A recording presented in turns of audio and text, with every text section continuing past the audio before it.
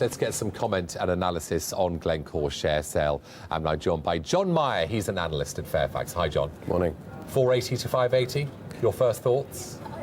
It looks like we might be towards the lower end of the range, and I think the reason is they're looking to price it to go, and knowing the banks will be looking to push the green shoe into the market. So the extra allocation of shares, the sort of $10 to $12 billion rather than the 9 to 10, to get that away, maybe they'll just go for a lower price, and also to leave more on the table for investors going forwards. I think a lot of these cornerstone funds have been promised a good deal here, and if you price at the top of the range, you risk maybe messing that up and breaking that promise. So I think really they'll price it to go. So it sounds like it'll go off okay. Is that what you're saying? Yes, I think this will be a very good deal. I think it's well underpinned.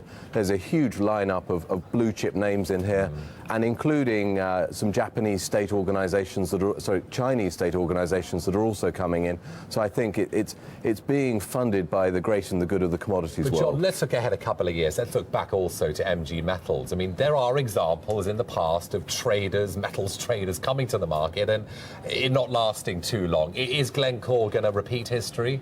Well, I remember this very well because, in fact, as an analyst, I asked questions of the MG Metals board, and they were very uncomfortable in answering those questions. Glencore, I think, doesn't quite know what it's letting itself in for. They might think they've got all bases covered, but there are going to be very awkward questions and all sorts of NGOs bringing things out of the woodwork. So. What are the big questions? I mean, if the top man was here today, what are the two big questions you'd want to ask him? Golly, where are commodity markets going from here? Yeah. That's the real biggie. And if commodity markets go down, how is Glencore going to maximise its margins in that process? And in many respects, Glencore can make money both ways.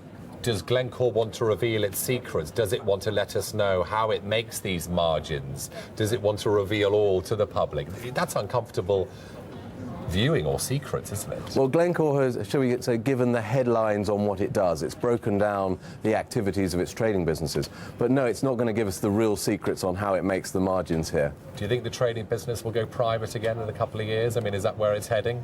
That's my feeling. I think trading businesses are uncomfortable in public markets. Give it a few years and that bit might want to spin out again. The question is, what's it going to do with all the money? We know it's going to invest in exploration. What about Xstrata, John? I mean, what's going to happen with Xstrata? Are they going to come together? What's your guess here? Well, I think the markets will determine it. If it's a good deal for Glencore and it looks like a good fit for Xstrata, then I think the two will come together. Otherwise, Glencore can grow itself perfectly well without Xstrata, and so the two may well diverge and compete with each other.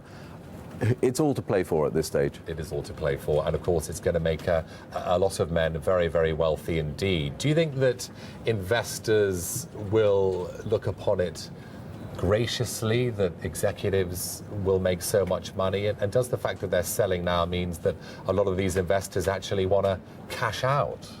Well, this has been a big issue for Glencore for some years, the fact the trading business has done so well, but how do you keep key traders, key staff within the business? How do you incentivize them going forwards? And of course, it's done better than anyone had dreamed of, I think. So the key now is to make sure these guys are locked in so that they don't walk and set up Glencore 2. And I think that, yes, it's a bit unseemly to see these guys getting so rich, but guess what? That happens. That's free market enterprise, isn't it? John, thanks for joining us today. Fairfax's John Meyer there.